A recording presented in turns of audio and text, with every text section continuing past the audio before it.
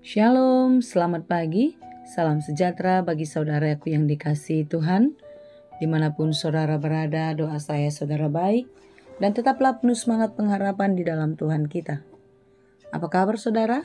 Semoga baik ya, dan tetaplah penuh semangat pengharapan. Sebelum kita melanjutkan aktivitas pada hari ini, marilah kita meluangkan waktu untuk mendengar dan merenungkan firman Tuhan. Biarlah Roh Kudus menerangi hati dan pikiran kita, sehingga firman Tuhan dapat kita terima dan bekerja dengan leluasa di dalam hidup kita untuk menuntun dan mengajar kita melakukan yang sesuai dengan kehendak Tuhan. Marilah kita berdoa. Segala puji dan syukur kepadamu Tuhan, untuk hari baru, untuk nafas kehidupan yang Tuhan berikan bagi kami. Berkati kami hari ini sebagaimana Engkau telah memberkati kami pada hari-hari yang telah kami lewati.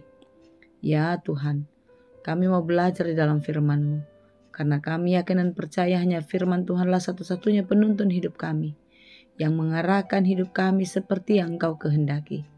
Oleh sebab itu, mampukanlah kami untuk mengerti firman-Mu, dan biarlah Roh Kudus menerangi hati dan pikiran kami, sehingga firman-Mu Tuhan dapat kami lakukan di dalam kehidupan kami setiap hari. Berfirmanlah Engkau ya Tuhan, sebab kami telah siap mendengar. Kasih karunia dan damai sejahtera dari Allah Bapa Tuhan kita, dan dari anaknya Tuhan Yesus Kristus dan Roh Kudus, menyertai saudara sekalian. Amin. Firman Tuhan untuk kita pada hari ini yang ditetapkan menurut Almanak KKBP, Jumat 28 Februari 2025, tertulis dalam kitab Roma 1 ayat 8. Dalam bahasa Batak, Rom Sada ayat 8. Demikianlah dikatakan. Mandok mauliate au jumolo tu di Batakku, marhite hite Jesus Kristus siala sudehamu. Ala tu liat portibiondo tarbarita haporsion muna. Pertama-tama aku mengucap syukur kepada Allahku oleh Yesus Kristus atas kamu sekalian, sebab telah tersiar kabar tentang imanmu di seluruh dunia. Demikianlah pembacaan firman Tuhan. Saudaraku yang dikasihi Tuhan, jemaat di Roma mendapatkan perhatian khusus dari Paulus. Sekalipun Paulus tidak mengenal mereka secara pribadi, karena memang Paulus belum pernah bertemu dengan mereka dan bahkan masih merencanakan akan berkunjung ke kota Roma. Sekalipun Paulus belum pernah bertemu dengan mereka, tetapi kabar tentang ketaatan, kabar tentang kebaikan jemaat di Roma sangat menyentuh hati Paulus dan hatinya sangat bersuka cita. Serta inilah yang mendorong dia untuk merindukan dan ingin segera bertemu. Berita tentang iman jemaat di Roma mendorong Paulus juga untuk terus mendoakannya. Saudaraku yang dikasihi Tuhan, jika membaca lanjutan dari perikop kita pada hari ini, kita dapat melihat bagaimana Paulus ingin sekali tetap menjadi pribadi yang menguatkan atau yang mendoakan jemaat ini. Demikian juga sebaliknya, iman dari jemaat pun memberi kekuatan, memberi semangat kepada perjalanan pelayanan Paulus. Itulah sebabnya Paulus sangat mengharapkan pertemuan dengan jemaat di Roma, agar pertemuan itu membuahkan hasil-hasil pelayanan yang baik di tengah-tengah kehidupan mereka. Saudara yang dikasihi Tuhan, bagaimana dengan kita? Apakah cara hidup kita membuat orang lain ingin berjumpa? Dan perjumpaan dengan kita menandakan adanya satu perjumpaan dengan Tuhan? Saudaraku yang dikasihi Tuhan, melalui renungan ini kita dapat belajar dari sikap dan cara pelayanan Paulus di dalam kehidupan. Sesungguhnya, jika kita mau, pelayanan dan melayani itu tidak dibatasi oleh ruang dan waktu, serta niat juga kita bisa melayani jemaat dengan bersyukur serta mendoakan mereka. Apakah yang harus disyukuri dan didoakan? Tentu kita bisa melihat apa yang dilakukan oleh Paulus. Bagaimana ia mendoakan jemaat agar tetap bertahan di dalam iman. Bagaimana ia mendoakan jemaat agar tetap kuat menghadapi pergumulan. Saudaraku yang dikasihi Tuhan, tentu kita semua pun dapat melakukannya, bukan?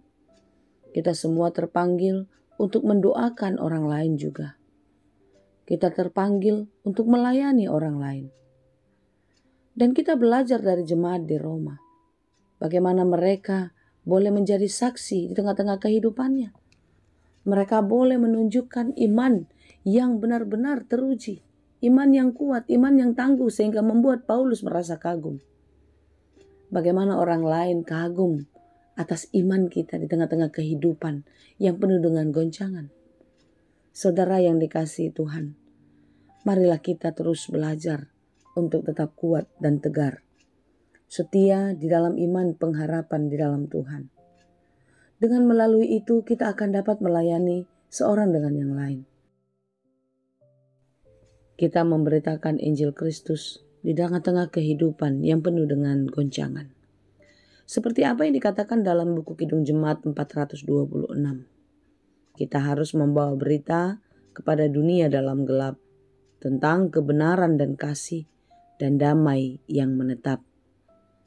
Saudara yang dikasihi Tuhan, kita dipanggil untuk terus memberitakan kabar baik, firman Tuhan di tengah-tengah kehidupan dunia yang gelap. Di tengah-tengah kehidupan dunia yang penuh dengan dosa. Anak-anak Tuhan terpanggil untuk terus membawa berita baik, kabar sukacita, dan tentu itu tidak hanya di dalam mulut belaka, di dalam ucapan saja, tetapi harus terlihat nyata melalui kehidupan kita. Kita harus terus membawa terang, menjadi sukacita damai sejahtera bagi banyak orang. Karena di sanalah kita menunjukkan bagaimana kita beriman kepada Tuhan. Dan tentu di dalam iman yang teguh kepada Tuhan, kita akan dapat bersaksi kepada dunia akan kuasa Roh Kudus yang memelihara kehidupan kita. Supaya setiap orang yang lemah, setiap orang yang masih meragukan Tuhan, dapat percaya dan mereka menerima Yesus Kristus Sang Penebus, menjadi sahabat, menjadi juru selamat di dalam kehidupannya senantiasa. Kiranya kita terus beriman dan terus menyaksikan iman kita melalui kehidupan. Dan biarlah melalui kesaksian kita, semakin banyak orang yang melihat kebaikan-kebaikan Tuhan terjadi atas hidupnya. Dan melalui kesaksian kita, semakin banyak orang yang percaya kepada Tuhan. Kiranya Tuhan menolong dan memberkati kita senantiasa. Amin. Terima kasih Tuhan untuk firman-Mu hari ini. Terima kasih Tuhan untuk setiap hari-hari yang Engkau beri bagi kami. Setiap hari kami semakin mengerti akan kehendak-Mu melalui firman yang kami geluti setiap hari. Kami bergumul di dalam kehidupan kami. Dan kami mau terus bergumul dengan Tuhan. Sehingga melalui firman-Mu, kami semakin mengenal-Mu secara pribadi. Melalui peristiwa-peristiwa hidup kami semakin dekat dan terus percaya kepada-Mu. Tuhan, jangan biarkan kami mengandalkan dunia ini. Jangan biarkan kami bersandar kepada kekuatan kami. Tetapi biarlah Engkau yang kami andalkan. Dan hanya Engkaulah sandaran kehidupan kami. Berkati kami. Mampukan kami untuk menjalani hari-hari kami dengan baik. Biarlah setiap pekerjaan kami Tuhan menolong, sehingga kami mengerjakannya di dalam takut akan Tuhan.